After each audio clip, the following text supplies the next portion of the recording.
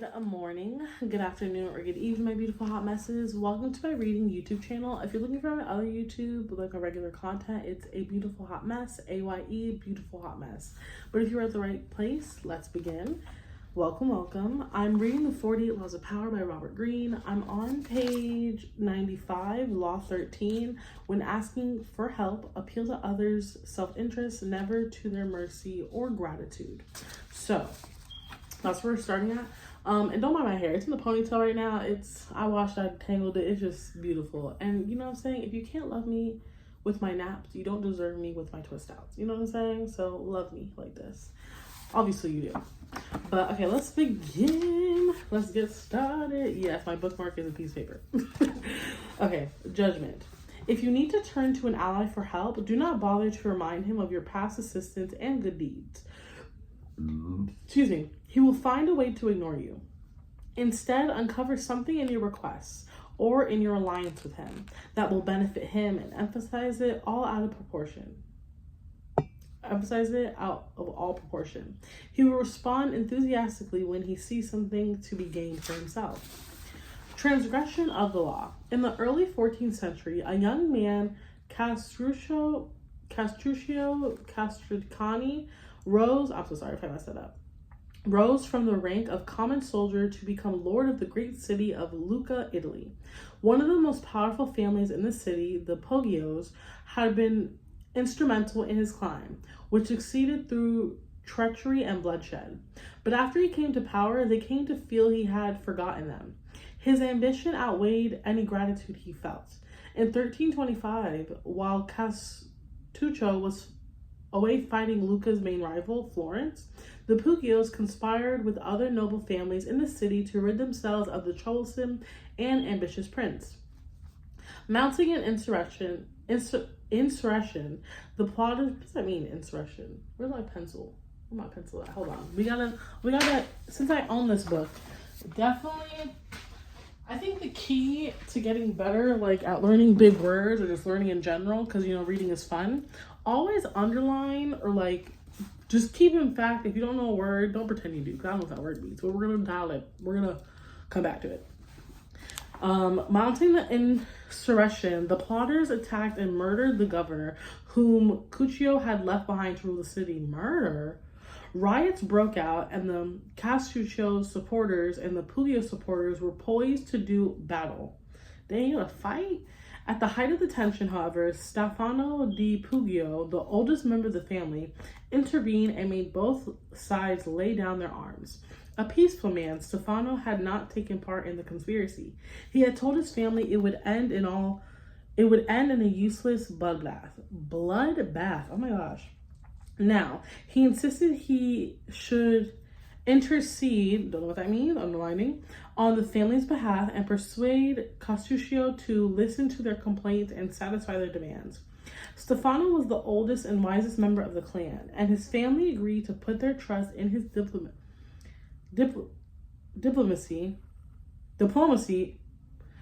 rather than in their weapons. When news of the rebellion reached Castruccio, he hurried back to Lucca. By the time he arrived, however, the fighting had ceased through Stefano's agency, and he was surprised by the city's calm and peace. Stefano di Poggio had imagined that Castruccio would be grateful to him for his part in quelling, the rebellion. So he paid the prince a visit.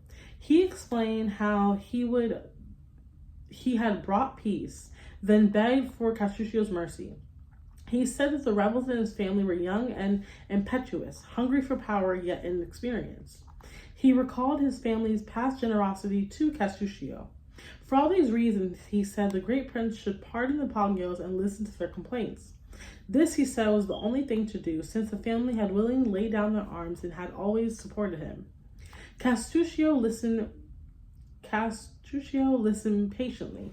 He seemed not the slightest bit angry or resentful. Instead, he told Stefano to rest assured that justice will prevail, and he asked him to bring his entire family to the palace to talk over their grievances and come to an agreement.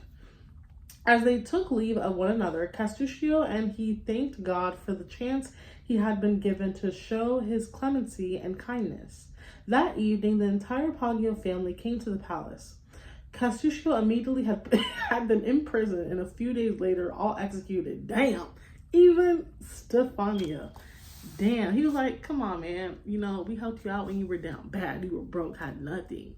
So, you know, just support, you know, relax. I lay it down. He said, yeah, sure. Have dinner, you know, chill out, relax. You're all in jail, and I'm killing you. And what? What a plot twist. Impersonation. Stefano di Poggio is the embodiment of all those who believe that the justice and nobility of their cause will prevail. Certainly appeals to justice and gratitude have occasionally succeeded in the past, but more often than not, they have had dire consequences, especially in dealings with the Castruccios of the world. Stefano knew that the prince had risen to power through treachery and ruthlessness. This was a man, after all, who had put a close and devoted family to death, a devoted friend to death. When Castruccio was told that it had been a terrible wrong to kill such an old friend, he replied that he had executed not an old friend, but a new enemy. That's an interesting way of thinking. A man like Castruccio knows only force and self-interest. When the rebellion began, to end it and place oneself at its mercy was the most dangerous possible move. Even once Stefano di Poggio had made that fatal mistake. However, he still had options. He could have offered money to Castruccio, could have made promises for the future, could have pointed out what the Poggios could still contribute to Capuccio's power. Their influence was the most influential family of Rome. For example, in the great marriage they could have brokered. Instead, Stefano brought up the past and the depths that carried no obligation. Not only is a man not obligated to be grateful, gratitude is often a terrible burden that he gladly discards. And in this case, Castruccio rid himself of his obligations to the Poggios by eliminating the Poggios. Observance of the law. In 433 BC, just before the Peloponnesian War? What? The city of Corcyra, later called Corfu, and the Greek city-state of Corinth stood on the brink of conflict. Both parties sent ambassadors to Athens to try to win over the Athenians to their side. The stakes were high, since whoever had Athens on his side was sure to win, and whoever won the war would certainly give the defeated side no mercy.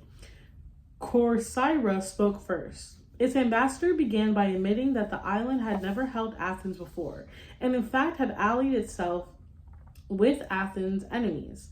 There were no ties of friendship or gratitude between Corcyra and Athens. Yet the ambassador admitted he had come to Athens now out of fear and concern for Corcyra's safety. The only thing he could offer was an alliance of mutual interest. Corcyra had a navy only surpassed in size and strength by Athens' own. An alliance between the two states would create a formidable force, one that could intimidate the rival state of Sparta. That, unfortunately, was all Corcyra had to offer. The representative from Corinth had gave a brilliant, passionate speech in sharp contrast to the dry, colorless approach of the chorus. He talked of everything Corinth had done for Athens in the past. He asked how it would look to Athens' other allies if the city put an agreement with a former enemy over one of a present friend, one that had served Athens' interest loyalty. Perhaps those allies would break their agreements with Athens if they saw that their loyalty was not valued.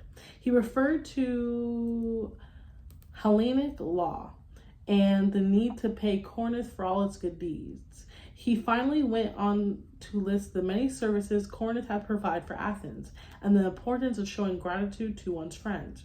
After the speech, Athenians debated the issue in an assembly. On The second round, they voted overwhelmingly to ally with Corcyra and drop Corinth. History interpretation. History has remembered the Athenians nobility, but they were the preeminent realists of classical Greece. With them, all the rhetoric, all the emotional appeals. I sound like the person that didn't raise their hand in class right now and like read. All the appeals in the world could not match a good pragmatic argument, especially one that added to their power. What the Corinthian ambassador did not realize was that his references to Corinth's past generosity to Athens only irritated the Athenians, subtly by asking them to feel guilty and putting them under obligation. The Athenians could care less about past favors and friendly feelings. At the same time, they knew that if their other allies thought them ungrateful for abandoning Corinth, these city-states would still be unlikely to break their ties with Athens. The preeminent power in Greece. Athens ruled its empire by force and would simply compel any rebellious ally to return to the fold. When people chose between talk about the past and talk about the future, a pragmatic person will always opt for the future and forget the past. As the Corcyrians realized, it is always best to speak pragmatically to a pragmatic person. And in the end, most people are in fact pragmatic. They will rarely act against their own self-interest. It has always been a rule that the weak should be subject to the strong. And besides, we consider that we are worthy of our power. Up till the present moment, you too used to think that we were. But now, after calculating your own interest, you are beginning to talk in terms of right and wrong. Considerations of this kind have never yet turned people aside from opportunities of aggrandized offer by superior strength. Athenian representative to Sparta, quoted in the Peloponnesian War.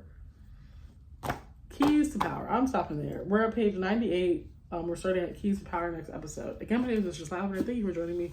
This was tough. A lot of words I didn't know, but I can call myself out. You know what I'm saying? I'm gonna look these words up, do a little video, post it later. Like, this is what we do. Reading is fun. Reading is cool. So do your due diligence and read today. Oh my goodness. I love YouTube. But again, my name is Mistress Lavender, also known as the findomdictator. My links are down below if you want to look at all my other content. Again, for my other YouTube, it's A Beautiful Hot Mess, AYE, Beautiful Hot Mess. But yeah, thank you for joining. Let me know if you're reading the same book or reading a different book. And yeah, go ahead and like, comment, and subscribe. Turn the post notifications on, and see the next video on page 98. Bye.